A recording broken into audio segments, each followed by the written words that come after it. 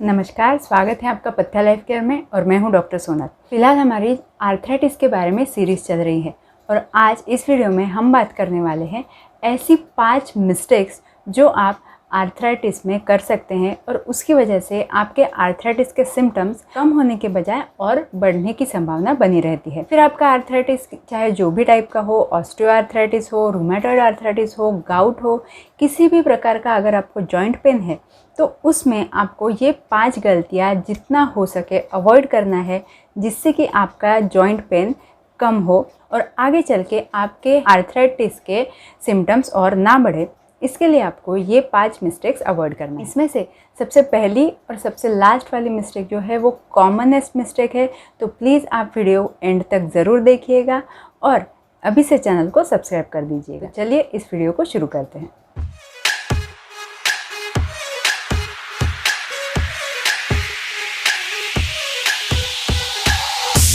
सबसे पहली मिस्टेक जो जनरली सभी आर्थराइटिस के पेशेंट करते हैं वो है जॉइंट को ना हिलाना, यानी कि इमूवेबल रखना उस जॉइंट को। अब जाहिर सी बात है, आपको दर्द होता है, जॉइंट हिलाया तो पेन बढ़ता है, स्वेलिंग बढ़ती है, तो जॉइंट को हिलाए ही क्यों? अगर नहीं हिलाएंगे तो जॉइंट अपना अपना पड़ा रहता है, उसमें दर्द भी नहीं होता है। इसी के चलते आप उस जॉइंट को हिलाते ही नहीं हैं। लेकिन इससे आगे चल के क्या होगा?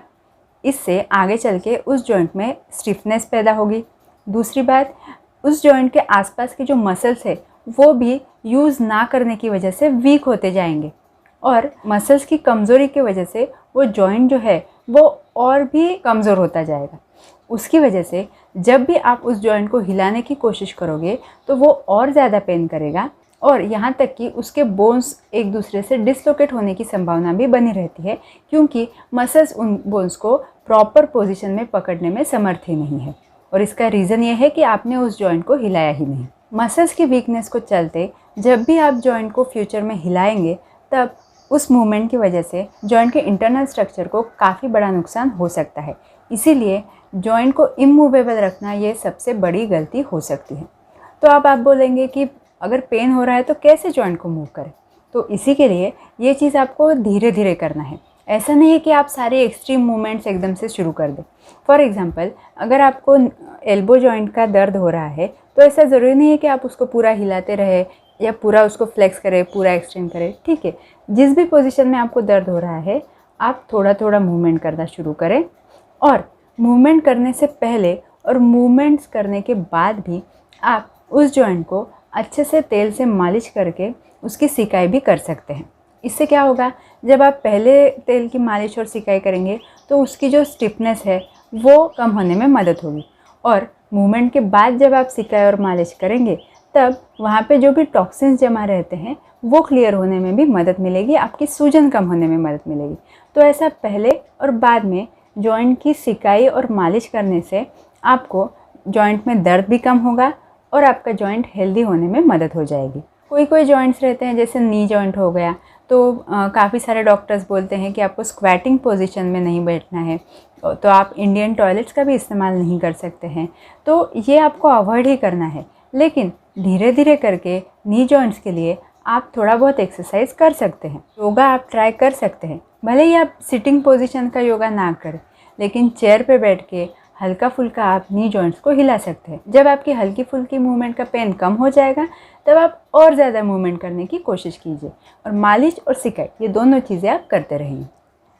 उसके बाद दूसरी गलती आती है जॉइंट के ऊपर बिल्कुल भी वज़न ना डालना, खास करके जो हमारे वेट बेयरिंग जॉइंट्स होते हैं, यानी कि hip joint, knee joint, ankle joint और कुछ हद तक हमारे कमर के निचले हिस्से के जो बोन्स होते हैं वो भी हमारी बॉडी का काफ़ी ज़्यादा वज़न कैरी करते हैं। और जब भी आपको एक घुटने में दर्द होने लगता है तब आप क्या करते हैं, वो घुटना छोड़ के अपोजिट घुटने के ऊपर ज़्यादा प्रेशर देना शुरू करते हैं। तो उससे क्या होता है, दूसरे वाले घुटने में भी धीरे धीरे करके दर्द होना शुरू हो जाता है और इनिशियली जो दर्द आपके एक ही घुटने में था वो दोनों घुटनों में चला जाता है। तो ये अवॉइड करने के लिए आपको दोनों घुटनों के ऊपर या दोनों जो आपके वेट बेयरिंग जॉइंट्स है उनके ऊपर इक्वल प्रेशर ही देना है।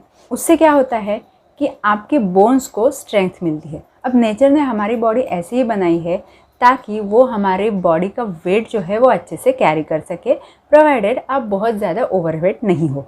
तो अगर आपका वेट नॉर्मल है या नॉर्मल से थोड़ा ही ज़्यादा है, तो ऐसी केसेस में आपके जो निचले बोन्स होते हैं यानी कि फीमर, टिबिया, फ्यूबुला और आपके फुट के बोन्स, तो ये आपका वज़न कैरी कर सकते हैं।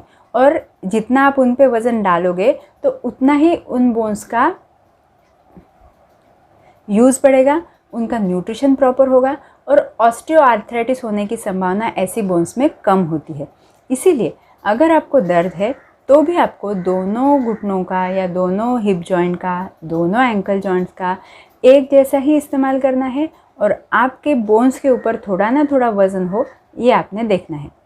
अब वेट बेयरिंग करना है इसका मतलब ये नहीं कि आप दिन भर खड़े ही हो या आप जंपिंग कर रहे हो, आप स्किपिंग कर रहे हो, ऐसी चीज़ें मत करना, इससे आपको नुकसान हो सकता है। लेकिन आपका वेट आपके जॉइंट्स पे डाल के आप नॉर्मल स्पीड से ज़रूर चल सकते हो, तो उससे आपको नुकसान भी नहीं होगा, आपका वज़न कंट्रोल में रहेगा, आपको ज़्यादा जॉइंट पेन भी नहीं होगा और वेट बेयरिंग की वजह से आपके बोन्स को ऑस्टियोपोरोसिस के अगेंस्ट प्रोटेक्शन मिल सकता है और इसीलिए वॉकिंग का एक्सरसाइज आपको ज़रूर करना चाहिए। अब हमारा तीसरा पॉइंट आता है इम्प्रॉपर डाइट। तो डाइट में न्यूट्रिशन आपके बोन्स का सबसे ज़्यादा ज़रूरी है और सिर्फ बोन्स ही नहीं, बोन्स के आसपास के मसल्स, कार्टिलेज, इनका भी न्यूट्रिशन उतना ही महत्वपूर्ण होता है। इसके लिए आपको प्रॉपर डाइट रखना है। आपके डाइट में calcium, vitamin D3, vitamin E, omega 3 fatty acids और प्रोटीन्स, इनका प्रॉपर कॉम्बिनेशन होना ज़रूरी है। इसकी वजह से आपको आपके बोन्स और उसके आसपास के स्ट्रक्चर्स जो हैं वो हेल्दी होने में मदद मिलती है। इनमें से कोई भी चीज़ अगर आप डाइट में प्रॉपर नहीं लेंगे तो आप कितना भी एक्सरसाइज कर लो, कितना भी मेडिसिन खा लो, आपकी आर्थराइटिस की प्रॉब्लम कम नहीं होने वाली है। खास करके ओमेगा 3 फैटी एसिड्स जो है उनका काफ़ी अच्छा रोल होता है इन्फ्लेमेशन या सूजन कम करने में।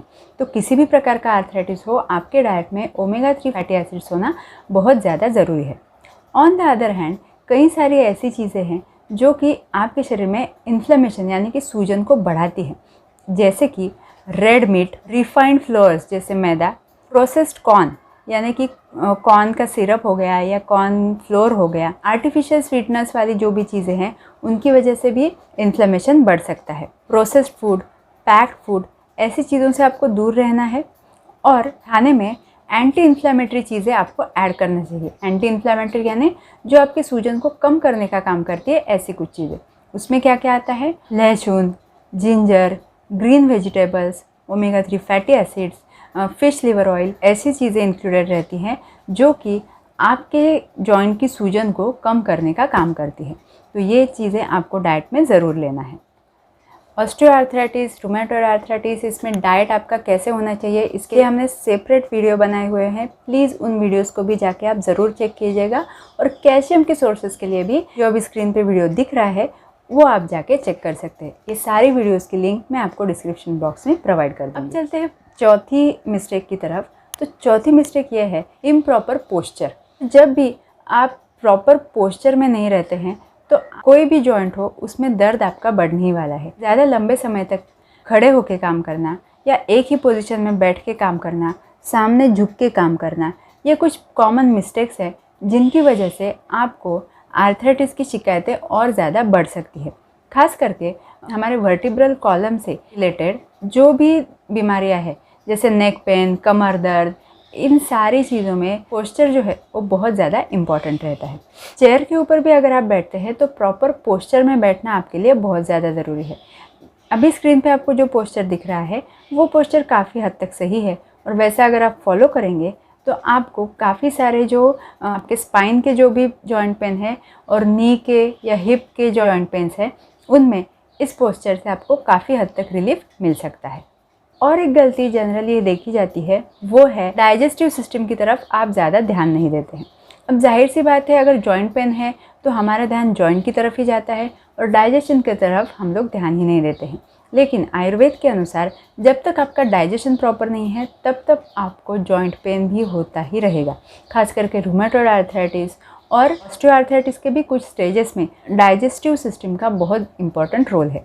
आपको प्रॉपर भूख लगना, आपका पेट ठीक से साफ़ होना और आप जो भी खाना खाते हैं वो ठीक से पचना, ये आपके जॉइंट हेल्थ के लिए भी उतना ही इम्पॉर्टेंट है। इसीलिए एक बात आपको हमेशा ध्यान रखना है कि आपको खाना हमेशा भूख लगने के बाद और आपके भूख के जितना ही खाना है, आपको ओवर ईटिंग बिल्कुल भी नहीं करना है। फिर आपकी बीमारी चाहे जो भी हो, भले ही आपको डाइजेस्टिव सिस्टम से रिलेटेड बीमारी हो या आपको जॉइंट पेन हो रहा हो, लेकिन आपको खाना जो है वो लिमिट में ही खाना है। दूसरी बात, जो भी चीज़ों से आपको जॉइंट पेन बढ़ता हुआ दिखता है वो आपको हमेशा अवॉइड करना है। और तीसरा, खाना आपको हमेशा ताज़ा गरम खाना होता है। और अब सबसे last but not the least mistake जो है पेन किलर्स। जी हाँ, अब जाहिर सी बात है, अगर आपको जॉइंट पेन हो रहा है तो सबसे पहले आपका ध्यान जाएगा पेन किलर्स की तरफ। कभी कभी क्या हो जाता है कि आपको बहुत ज़्यादा काम होता है या सिर्फ रेस्ट लेते बैठने को आपके पास टाइम ही नहीं होता है, तो जाहिर सी बात है, अगर आपको पेन है तो आप पेन किलर लेने का ही सोचोगे। लेकिन जितना आप पेन किलर लेते हो वो सारा आपके किडनी के ऊपर असर करता है, और अगर आप बार बार पेन किलर लेने की आदत डालते हो तो आगे चल के आपके किडनीज़ का काम भी कम होने की संभावना है। उसके अलावा फिर आपको पेन किलर से भी कुछ रिलीफ नहीं मिलेगा और आपके जॉइंट्स हमेशा ही पेन करते रहेंगे।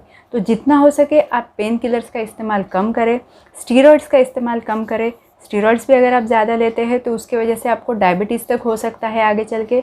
तो स्टीरॉइड्स और पेन किलर्स का इस्तेमाल आप कम से कम करें। उससे अच्छा है कि आप एक्सटर्नली ही जॉइंट को मसाज, ऑयलिंग, सिकाई, ये चीज़ें कर सकते हैं। और आप क्या क्या कर सकते हैं इसके लिए हमने पूरा प्लेलिस्ट बनाया हुआ है, प्लीज़ आप उसे भी जाके चेक कर सकते हैं। और जितना हो सके आप घरेलू नुस्खे, आयुर्वेदिक ट्रीटमेंट, एक्सटर्नल ट्रीटमेंट, इससे ही जॉइंट पेन को कंट्रोल करने का काम कर सकते हैं। तो ये थी हमारी आज की वीडियो। अगली वीडियो में फिर मिलेंगे, तब तक के लिए प्लीज़ चैनल को सब्सक्राइब कर दीजिएगा। Thank you so much.